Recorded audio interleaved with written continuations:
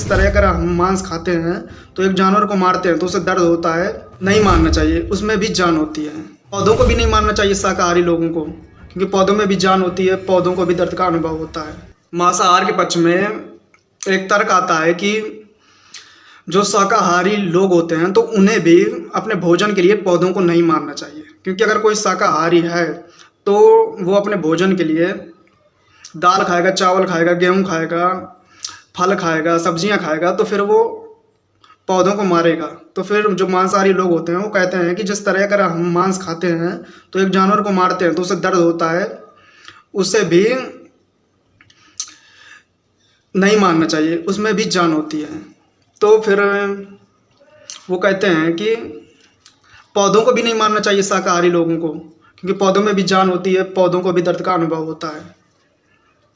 हाँ, ये बात सही है कि जो पौधे होते हैं उनमें जान होती है, लेकिन जो पौधे होते हैं ना उनमें जो चेतना का स्तर होता है वो बहुत न्यून होता है, बहुत कम होती है उनमें चेतना, लगभग शून्य के बराबर चेतना होती है पौधों में। लेकिन जब बात करें हम जानवर की तो उनमें जो चेतना का स्तर होता है ना वो बहुत उच्च होता है, पौधों से बहुत ऊंचे स्तर की चेतना पाई जाती है जानवरों में पौधों से। तो महत्व है जीवन का बहुत ज़्यादा नहीं है, महत्व है चेतना का। जैसे कि अगर कोई व्यक्ति कोमा में पड़ा है तो उसमें जीवन तो है, लेकिन उनमें चेतना इतनी न्यून पाई जाती है, उस व्यक्ति में इतनी कम पाई जाती है, तो फिर हम बोल देते हैं ना कि वो वेजिटेबल स्टेट में पहुंच गया है। मतलब कि उसकी स्थिति अब ऐसी हो गई है जैसे कि कोई सब्जी होती है कि उसमें जान तो है लेकिन चेतना बहुत न्यून है, बहुत कम है, बहुत निचले स्तर की है, लगभग शून्य के बराबर। तो महत्व जीवन का ज़्यादा नहीं है, महत्व है चेतना का। अब इंसानों में चेतना सबसे ज़्यादा पाई जाती है, जानवरों से भी ज़्यादा। लेकिन आप कहेंगे आपकी अगर महत्व चेतना का है तो फिर जो कोमा में पड़ा व्यक्ति होता है तो फिर उसे वेंटिलेटर में क्यों लेटाए रहते हैं? पता है, उसे इस उम्मीद से लेटाए रहते हैं कि शायद दोबारा इसमें जो चेतना है वो आ सके, वो व्यक्ति दोबारा चेतना रीगेन कर सके।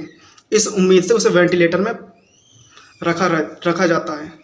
वरना फिर अगर चेतना नहीं आने वाली उसमें तो फिर वो मरे समान है। उससे फिर चाहे तुम जितनी हाथ में चोट दो, कहीं भी चोट दो, उसे कभी दर्द का अनुभव नहीं होना अगर उसमें चेतना नहीं है, क्योंकि मस्तिष्क में चेतना नहीं पाई जाती। फिर चाहे हाथ में या कहीं भी उसे चोट जितनी दो उसे दर्द नहीं होने वाला, वो मरे समान हो जाता है अगर उसमें चेतना नहीं है। और हाँ, जो पौधे होते हैं ना उन्हें दर्द का अनुभव नहीं होता, क्योंकि उनमें ऐसी कोई व्यवस्था ही नहीं पाई जाती कि उनको दर्द का अनुभव हो। अब देखो, दर्द का अनुभव होने के लिए चेतना होनी चाहिए, और चेतना की जो प्राथमिक भौतिक अवस्था है वो है नर्वस सिस्टम। पौधों में कोई नर्वस सिस्टम नहीं पाया जाता। अब पता है, जब हमारे हाथ में चोट लगती है ना तो वास्तव में चोट का अनुभव हमारे हाथ को नहीं होता, हमारे मस्तिष्क को होता है। अगर हमारा मस्तिष्क कोमा में हो या उसे बेहोश कर दिया गया हो तो फिर चाहे हमारे हाथ में जितनी चोट मारी जाए उसे दर्द का अनुभव नहीं हो सकता, क्योंकि जो हमारा मस्तिष्क है ना वो बेहोश है, उसमें चेतना नहीं है। और इसी तरह होता है कोमा में पड़े व्यक्ति के साथ। तो जो पौधे होते हैं ना उनमें नर्वस सिस्टम नहीं पाया जाता किसी प्रकार का। अब सेंट्रल नर्वस सिस्टम में आता है माइंड, तो जो पौधे होते हैं उनमें सेंट्रल नर्वस सिस्टम ना होता है ना माइंड होता है, तो फिर दर्द का अनुभव होगा कहाँ। और फिर पेरिफेरल नर्वस सिस्टम में आती है नोसिसेप्टर, और ये ऐसी सेंसरी न्यूरॉन्स है जिनके बिना पौधा हो, जानवर हो, कोई भी हो, दर्द का अनुभव हो ही नहीं सकता। तो ये जो पाई जाती है ना नोसिसेप्टर, ये जानवरों में पाई जाती है, इंसान में पाई जाती है, लेकिन पौधों में नहीं पाई जाती। तो फिर दर्द का अनुभव होगा कैसे?